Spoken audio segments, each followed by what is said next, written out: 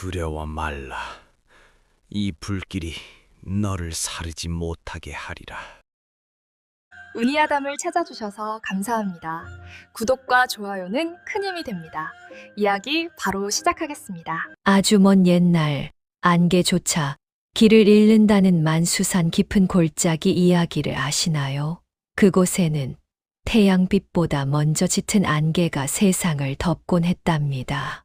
축축한 습기를 머금은 백색의 장막이 기암괴석의 능선을 지워버리고 산새들의 울음소리마저 먹먹하게 집어삼키는 그런 곳이었지요. 그 안개의 발원지인 양 골짜기 가장 깊은 곳에는 용소라 불리는 거대한 연못이 고여 있었답니다. 수면은 거울처럼 매끄러워 하늘을 지나가는 구름 한 점조차 그대로 비춰냈지만 그 맑음이 너무 지나쳐서 오히려 바닥을 가늠할 수 없는 칠흑 같은 심연의 공포를 품고 있었지요. 이 차가운 정적의 중심, 연못의 가장 깊은 수렁 속에는 천년의 시간을 오직 인내 하나로 견뎌온 거대한 존재가 다리를 틀고 누워 있었답니다. 바로 이무기 무령이었지요.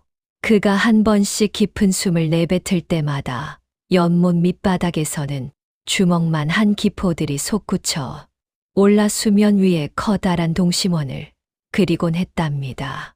그의 몸체는 수백 년 된 아름드리 나무보다 굵었고 온몸을 덮은 비늘은 그냥 짐승의 껍질이 아니었지요.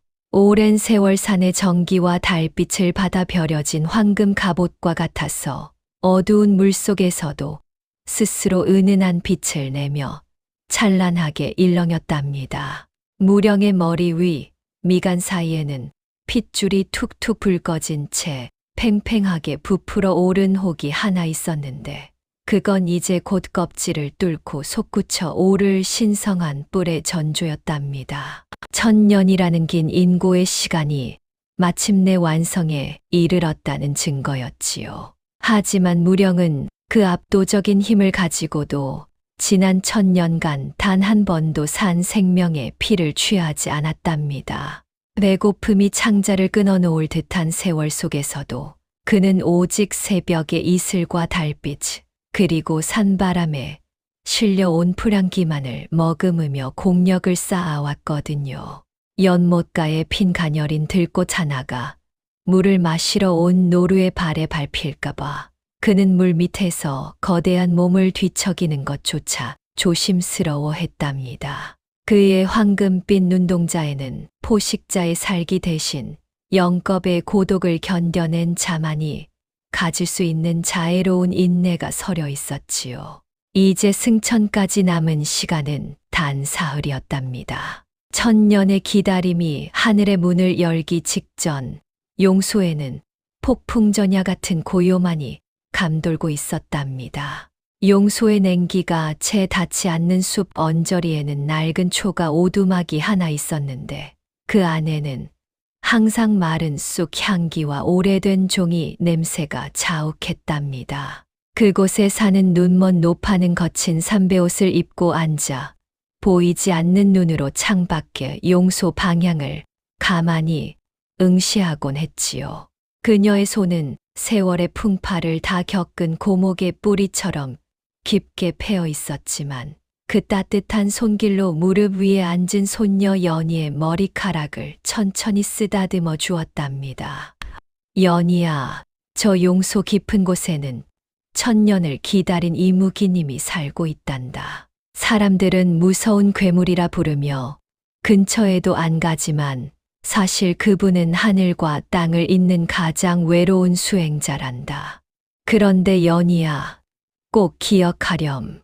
제 아무리 천년의 공력을 쌓고 비늘이 황금으로 변한다 해도 이무기가 진정한 용이 되는 마지막 열쇠는 하늘이 아니라 우리 사람에게 있단다. 승천의 날, 처음 마주친 사람이 그분을 향해 저기 용이 승천하신다 라고 한 점 의심 없이 외쳐주어야만 비로소 하늘 문이 열리는 법이지. 연희는 노파의 가슴에 머리를 기댄 채 이 신비로운 이야기에 푹 빠져 있었답니다. 할머니, 그럼 만약 그 사람이 무서워서 도망치거나 욕심을 부리면 어떻게 돼요? 연희의 물음에 노파는 씁쓸한 미소를 지었지요. 그럼 천년의 기다림은 한순간에 물거품이 되고 이무기는 원한 서린 괴물이 되어버린단다. 얘야, 사람의 혀에는 생사를 가르는 힘이 있단다. 사심이 섞인 말은 독이 되고 진심이 담긴 말은 생명이 되는 법이지. 천년의 인내보다 한 번에 참된 진심이 더 어려운 이유가 바로 거기 있단다. 그때였어요. 오두막 근처 용소의 수면이 미세하게 떨리며 달빛이 산산조각 났답니다. 연못 밑바닥에서 그 목소리를 듣고 있던 무령은 차가운 물살 속에서 심장이 두근거리는 걸 느꼈지요.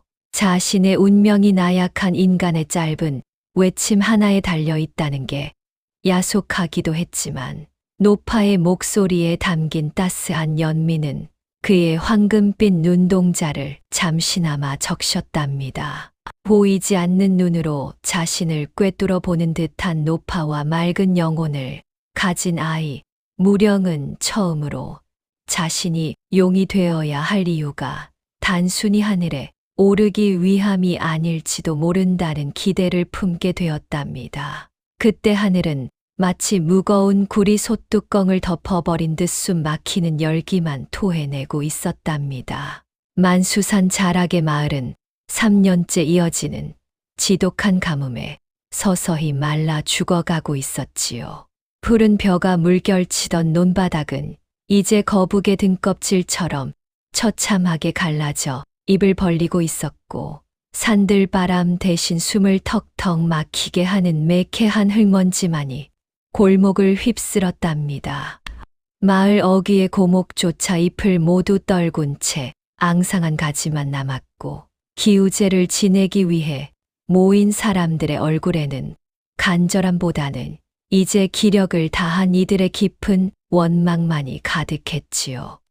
용소의 깊은 심연 속에서 무령은 이 모든 파멸의 소리를 듣고 있었답니다. 그는 매일 새벽 자신의 공력을 아주 조금씩 써서 용소로 내려오는 산짐승들이 목을 축일 수 있게 물을 맑게 유지해 주었지요. 갈증에 허덕이다 겨우 연못을 찾은 어린 노루가 물 한 모금의 생기를 되찾는 걸 보며 무령은 남몰래 미소 지었지만 정작 산 아래 마을에서 들려오는 사람들의 곡소리에는 눈을 감아야만 했답니다.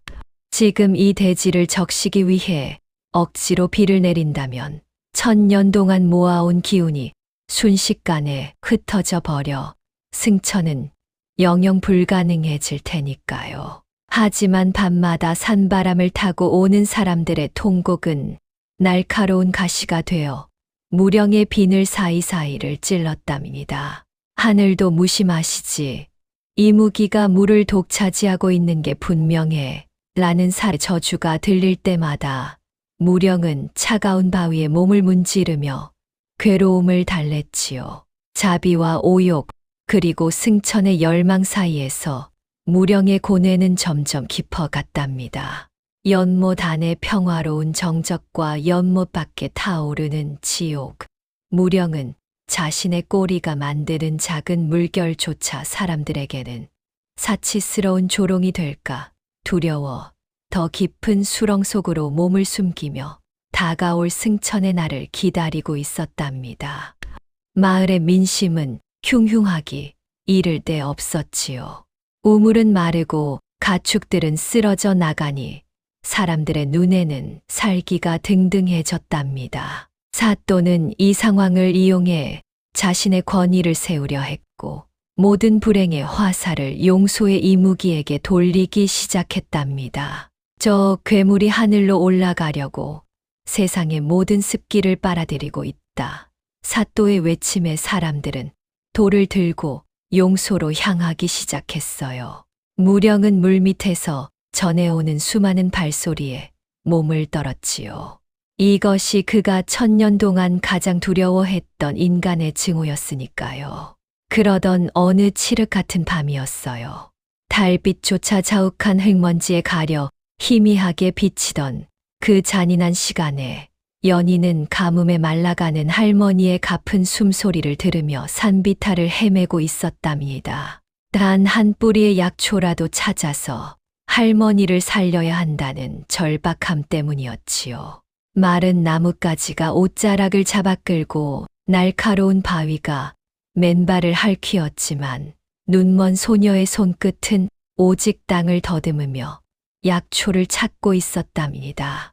마을 사람들이 저주받은 곳이라며 발길을 끄는 지 오래인 용소 근처까지 도달했을 때 앞불싸 연희의 발 아래 있던 흙더미가 밤바람에 힘없이 무너져 내리고 말았답니다.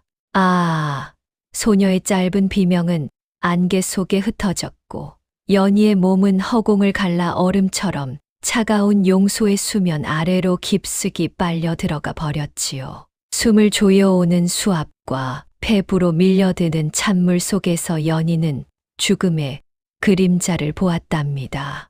의식이 흐릿해지며 가라앉던 그 순간이었어요. 물살을 거세게 가르며 나타난 거대하고 묵직한 기운이 연희의 가냘픈 허리를 단단히 받쳐 올렸답니다. 마치 살아있는 바위가 그녀를 구원하러 온 듯한 부드러운 움직임이었지요. 무령은 승천을 코앞에 둔 시점에서 정체가 들통날 위험을 무릅쓰고 물 밖으로 머리를 치켜들었답니다. 쏟아지는 달빛 아래 젖은 황금 비늘이 찬란하게 산을 비추었지요. 연희는 비록 눈이 보이지 않았지만 자신을 감싸 안은 서늘하고 매끄러운 감촉과 성스러운 숨결을 통해 이 존재가 평범한 구렁이가 아닌 신령님이라는 걸 직감했답니다. 연희는 공포에 질려 비명을 지르는 대신 떨리는 손을 뻗어 무령의 단단한 비늘을 조심스럽게 어루만졌답니다. 살려주셔서 정말 고맙습니다, 신령님. 가냘픈 소녀의 목소리가 정적을 깨고 무령의 가슴에 닿았어요. 1000년의 세월 동안 무령이 받아온 건 저주와 비명뿐이었는데 처음으로 닿은 인간의 손길은 따뜻한 감사였던 것이지요. 무령은 나약한 소녀의 손길 앞에서 한없이 부끄러워지는 기묘한 감정을 느꼈답니다. 1000년간 굳게 닫혔던 그의 마음속 빈벽에서 뜨거운 무언가가 소리 없이 흐르기 시작한 밤이었답니다. 연희가 무사히 물가로 돌아간 뒤에도 무령은 한참 동안 수면 위로 머리를 내민 채 가만히 서 있었답니다. 안개 사이로 사라지는 소녀의 작은 뒷모습을 보며 그의 황금빛 눈동자에는 폭풍 같은 고민이 휘몰아쳤지요. 저 아이가 나를 구원할 희망일까? 아니면 비밀을 누설해 나를 파멸로 이끌 재앙일까? 무령은 인간의 본성을 너무나 잘 알고 있었거든요. 그들은 신비한 존재를 보면 소유하려 들고 자신들의 욕망을 위해 기어이 갈갈이 찢어놓고 많은 잔인함을 지녔으니까요. 그 시각 산 아래 마을에서는 사또가 횃불을 밝혀놓고 백성들을 선동하고 있었답니다. 용소에 저 괴물이 하늘에 물을 가두고 있다. 그놈을 잡아 죽여야 비가 내릴 것이다. 사또의 눈에는 백성에 대한 연민 대신 전설 속 이 무기의 여의주를 손에 넣어 영원한 권력을 누리겠다는 추악한 탐욕이 번들거리고 있었지요. 굶주림에 지친 사람들은 그 말에 속아 도끼와 갈고리를 쥐었고 그들의 눈빛에는 이제 두려움이 아닌 사리가 서려 있었답니다. 연희는 마을로 돌아오자마자 사람들을 막아섰지요. 아니에요. 그분은 물에 빠진 저를 살려주신 신령님이세요. 제발 해치지 마세요. 소녀는 눈물을 흘리며 호소했지만 광기에 휩싸인 사람들에게 연희의 목소리는 힘없는 헛소리에 불과했답니다. 저 아이가 괴물에게 홀렸다며 사람들은 연희를 밀쳐냈지요. 배고픔에 미친 이들에게는 자비보다 당장 눈앞에 쏟아낼 분노의 대상이 더 절실했던 것이지요. 무령은 용소 바닥에서 땅을 타고 전해지는 수많은 발소리와 진동을 느꼈답니다. 그건 그가 1000년간 가장 두려워했던 인간의 군화 소리였지요. 물속에서 그는 자신의 황금 비늘이 시커멓게 죽어가는 환영을 보았고 승천의 문턱에서 마주한 시련이 자신이 지키려 했던 생명들의 증오라는 사실에 몸서리 쳤답니다. 과연 이들을 위해 내 1000년을 내어줄 가치가 있는가? 무령의 눈동자 위로 서늘한 눈물 한 방울이 내쳐 연못 시면으로 가라앉았답니다. 자, 마침내 승천의 서막을 알리는 보름달이 만수산 정상에 걸렸답니다. 하지만 산을 오르는 건 상서로운 기운이 아니라 수백 개의 횃불이 만드는 섬뜩한 불길의 뱀이었지요. 사또의 지휘 아래 거칠게 숨을 몰아쉬며 용소로 육박해오는 장정들의 발소리는 평화롭던 숲의 정적을 무참히 짓밟았답니다. 그들의 손에는 예리하게 벼려진 쇠갈고리와 이무기의 가죽을 뚫기 위한 무거운 작살이 들려 있었고 그들이 내뿜는 살기와 증오는 밤안개보다 더 짙게 산을 뒤덮었지요. 무령은 물밑 깊은 곳에서 이 거대한 파멸의 기운을 온몸으로 느끼며 서서히 몸을 일으켰답니다. 무령의 내면에서는 두 갈래의 길이 거칠게 부딪히고 있었지요. 도망쳐서 목숨을 부지할 것인가 아니면 이 숙명을 받아들일 것인가. 지금이라도 비밀 통로로 숨어든다면 살 수는 있겠지만 그건 1000년의 신성을 포기하고 비겁한 짐승으로 남는 길이었거든요. 무엇보다 그가 도망친 자리에 남겨질 소녀 연희의 운명이 그의 발목을 잡았답니다. 인간의 광기가 쏟아낼 분풀이가 그 가냘픈 아이에게 향할 걸 직감한 순간 무령의 차가운 피는 처음으로 뜨겁게 끓어올랐지요. 그는 단순히 자신을 지키기 위한 몸부림이 아니라 이무기라는 비천한 굴레를 벗어던지기 위해 수면 위로 솟구쳤답니다. 거대한 머리 위로 쏟아지는 달빛은 공포에 질린 사람들에겐 악마처럼 보였겠지만 숨어서 지켜보던 연희의 눈에는 세상을 구원할 신령님으로 보였을 거예요. 무령은 길게 포효하며 자신을 향해 쏟아질 고통의 바다 속으로 거침없이 뛰어들었답니다. 수면을 박차고 나온 무령의 위용은 대단했답니다. 황금빛 비늘은 달빛 아래서 마치 불꽃처럼 타올랐고 그의 거대한 꼬리가 한 번 휘둘러질 때마다 용소의 물이 폭포처럼 쏟아져 내렸지요. 장정들은 그 장엄한 광경에 압도되어 잠시 멈칫했지만 사또의 호통 소리에 다시금 살기를 띠기 시작했답니다. 보아라, 저 괴물이 본색을 드러냈다. 한 놈도 물러서지 말고 작사를 던져라. 무령은 이제 피할 수 없는 싸움을 시작해야만 했답니다. 광기에 휩싸인 사람들로부터 연희를 빼돌린 건 바로 눈먼 노파였답니다. 노파는 보이지 않는 눈으로도 산길을 훤히 꿰뚫는 듯 연희의 손을 잡고 비밀 동굴로 몸을 숨겼지요. 밖에서는 함성과 횃불이 가득했지만 동굴 안은 오직 떨어지는 낙수 소리만이 고요를 지키고 있었답니다. 연희는 무령을 걱정하며 울먹였고 노파는 연희의 손을 꼭 쥐며 가라앉은 목소리로 말했답니다. 연희야, 세상 사람들은 용을 보고 힘을 가진 지배자라 생각하지만 사실 진정한 용은 이 세상을 품어 안는 거대한 마음 그 자체란다.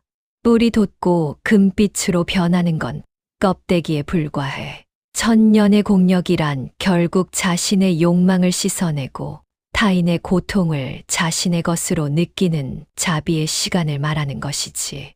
노파의 말은 동굴벽을 타고 울려 퍼졌고 그 보이지 않는 파동은 용소에서 싸우는 무령의 감각에 닿았답니다. 무령은 그 순간 깨달았지요.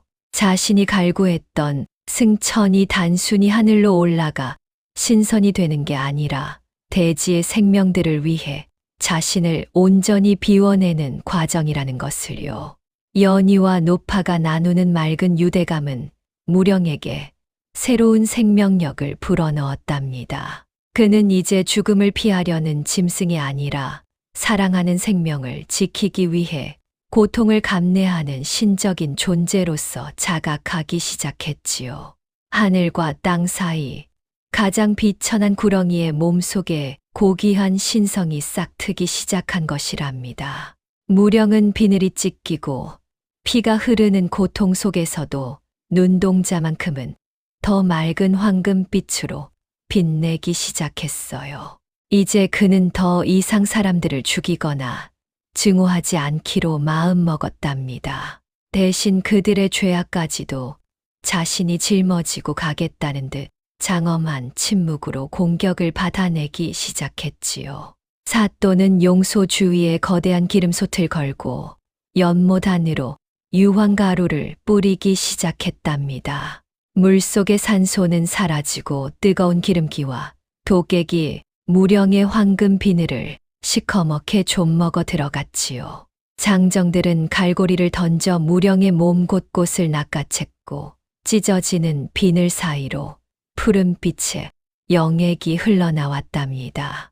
무령은 꼬리 한 번이면 이들을 모두 죽일 수 있었으나 오직 방어적인 몸짓으로 그들을 위협할 뿐이었지요.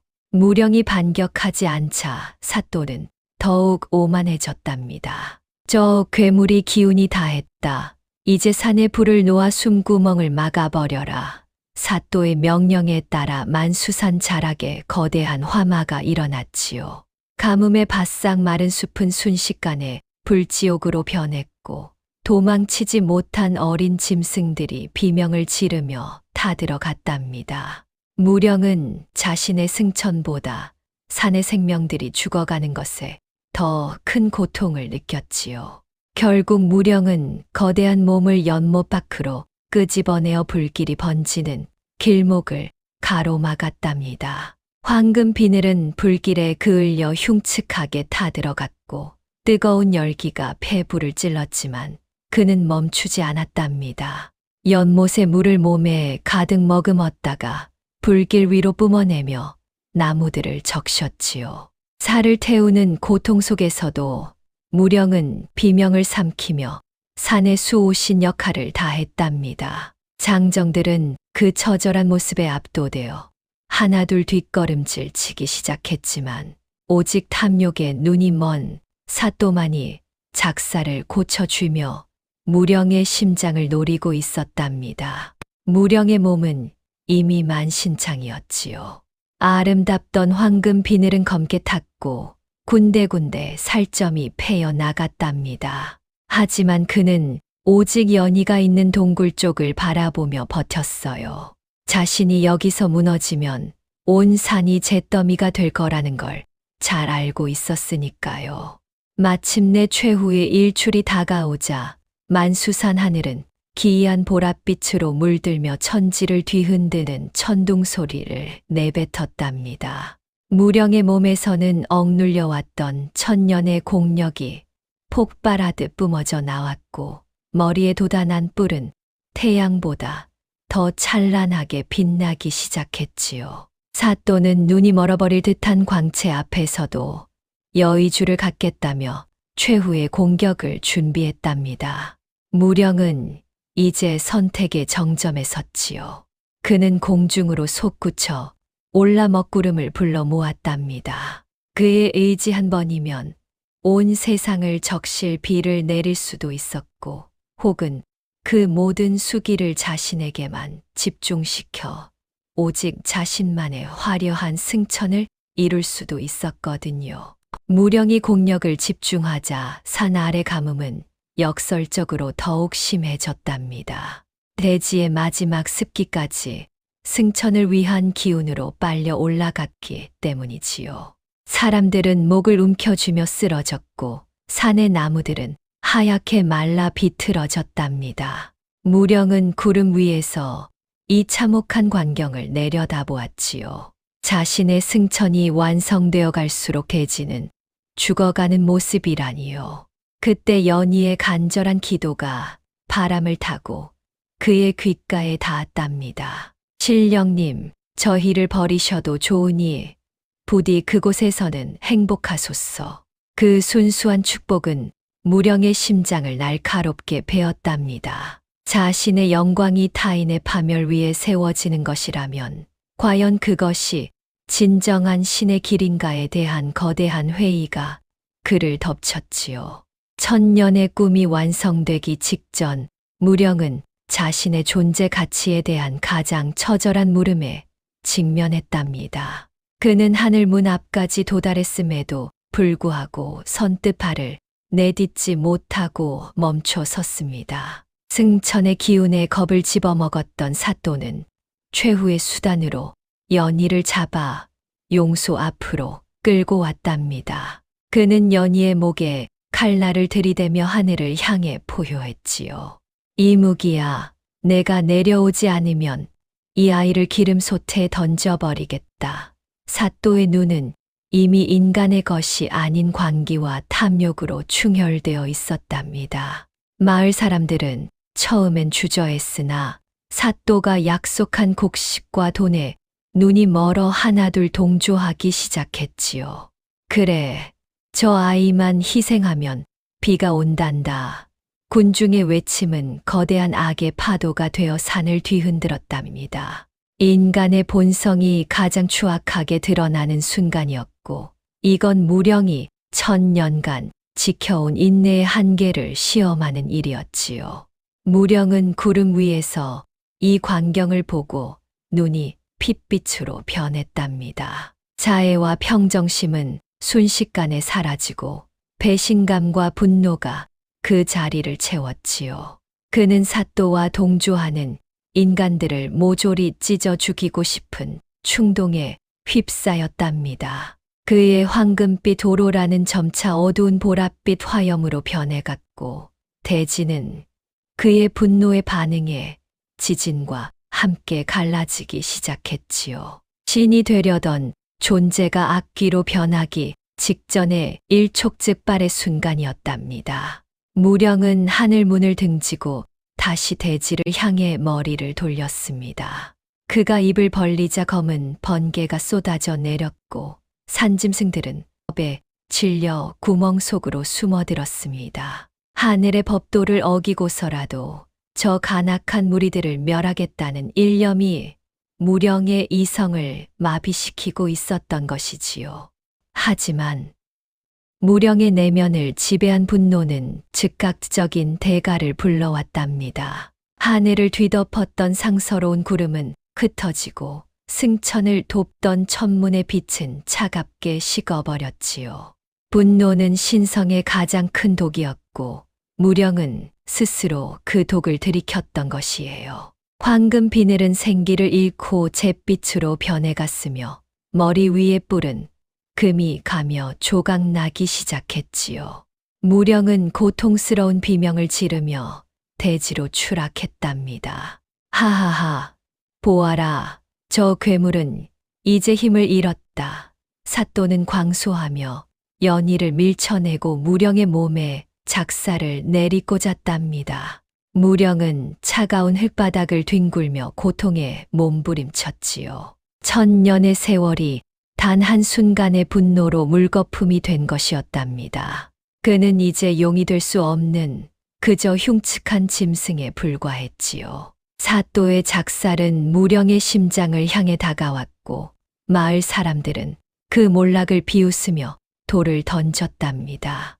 연희는 바닥에 엎드린 채 무령의 비늘을 붙잡고 울부짖었지요. 안 돼요. 신령님 정신 차리세요.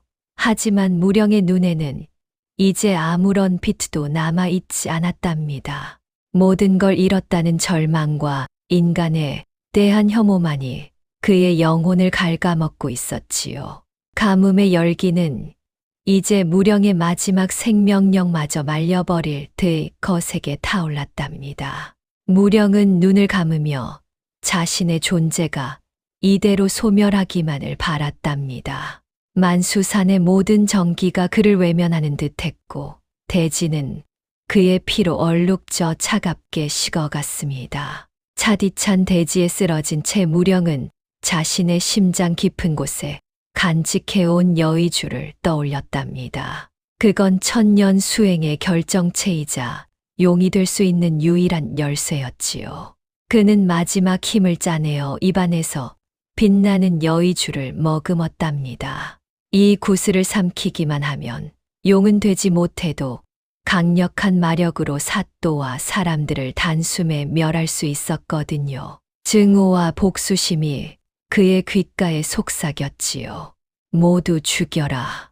너를 배신한 저들을 피로 씻어내라. 그러나 그 어둠 속에서 무령은 연희의 맑은 눈물방울이 자신의 비늘 위로 떨어지는 걸 느꼈답니다. 그리고 동굴 속 노파의 목소리가 환청처럼 들려왔지요. 진정한 용은 세상을 품는 마음 그 자체란다. 무령은 여의주 속에 비친 자신의 천년을 보았답니다. 목마른 짐승을 위해 물을 맑게 하던 정성, 풀꽃을 지키려 숨을 죽이던 자비. 그 모든 시간의 목적은 하늘에 오르는 영광이 아니라 대지를 사랑하는 법을 배우는 과정이었던 것이지요. 무령은 깊은 깨달음을 얻었답니다. 자신을 용으로 만드는 건 하늘이 아니라 자신의 내려놓음이라는 사실을요. 그는 복수를 위해 여의주를 삼키는 대신 그 소중한 구슬을 세상을 위해 내놓기로 결심했지요. 자신의 영혼을 파괴해 타인을 살리는 것, 그것이야말로 가장 비천한 뱀의 몸을 가진 그가 도달할 수 있는 가장 고귀한 신성의 정점이었답니다. 절망의 끝에서 무령의 눈동자는 다시 맑은 황금빛으로 빛나기 시작했고 증오가 아닌 거대한 연민의 기운이 피어올랐답니다. 무령은 마지막 생명의 불꽃을 타오르게 하며 천천히 몸을 일으켰답니다. 온몸에는 작살과 칼날이 박혀 피가 흐르고 있었으나 더 이상 통증을 느끼지 않았지요. 그는 사또를 공격하는 대신 부드럽게 연희를 감싸 안아 안전한 숲속으로 옮겨주었답니다. 사또는 죽어라, 이 괴물아, 라며 등 뒤를 난도질했지만 무령은 묵묵히 견뎠지요. 장정들은 무령의 눈에서 뿜어져 나오는 성스럽고 평온한 기운에 압도되어 하나둘 무릎을 꿇기 시작했답니다. 공포가 아니라 위대한 희생 앞에 터져 나오는 경외심이었지요. 무령은 입을 벌려 찬란한 여의주를 하늘 높이 뱉어냈답니다. 그리고 자신의 모든 공력과 생명력을 그 구슬에 쏟아부었지요. 그의 몸은 점점 투명해졌고 비늘은 먼지가 되어 흩날렸으나 영혼은 그 어느 때보다 강렬했답니다. 연희는 하늘을 향해 외쳤지요. 보십시오. 저분은 우리를 지키려 스스로를 버리시는 진정한 용이십니다. 연희의 외침은 진실한 믿음의 파동이 되어 산에 울려 퍼졌답니다. 그 순수한 외침이 하늘문에 닿는 순간 다시 먹구름이 용소 위로 모여들었지요. 무령은 자신의 파멸을 대지의 축복으로 바꾸기 위한 최후의 비행을 시작했답니다. 그는 이제 비늘도 가죽도 없는 오직 순수한 빛의 덩어리가 되어 구름 속으로 사라졌습니다. 사람들은 그 빛의 궤적을 보며 자신들이 저지른 죄의 무게를 깨달았고 산 전체에는 이전에 없던 신성한 떨림이 가득 찼습니다. 무령은 구름의 심장부로 돌진해 자신의 여의주를 스스로 박살냈답니다. 챙그랑하는 천상의 소리가 울려 퍼졌고 그 파편들은 수만 개의 빛나는 물방울이 되어 만수산 전역으로 쏟아지기 시작했지요. 그것은 천년의 수행과 무령의 영혼이 빚어낸 생명의 비였답니다. 빛방울이 닿는 곳마다 갈라진 논바닥이 메워졌고 나무들은 푸른 싹을 틔웠답니다. 가뭄으로 죽어가던 사람들은 빗물에 얼굴을 적시며 기운을 차렸고 마을 사람들은 빗속에서 통곡하며 참회했지요. 탐욕에 미쳐 여의주 조각을 잡으려던 사또는 거대한 뇌우와 물줄기에 휩쓸려 용소의 깊은 심연 속으로 영원히 사라졌답니다. 산의 불길은 씻은 듯 꺼졌고 대지는 3년 만에 깊은 갈증을 해소하며 향긋한 흙냄새를 내뿜었지요. 무령의 육신은 어디에도 보이지 않았으나 쏟아지는 비 한 방울 속에 그의 숨결이 깃들어 있었답니다. 구름 사이로 잠시 비친 황금빛 거룡의 형상은 세상을 인자하게 굽어본 뒤 소리 없이 승천했지요. 연희는 쏟아지는 빗속에서 고개를 들었답니다. 기적이 일어난 것이지요.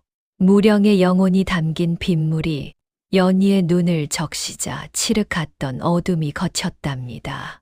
연희는 처음으로 푸른 숲과 맑은 용소, 하늘 위 무지개를 보며 오열했지요.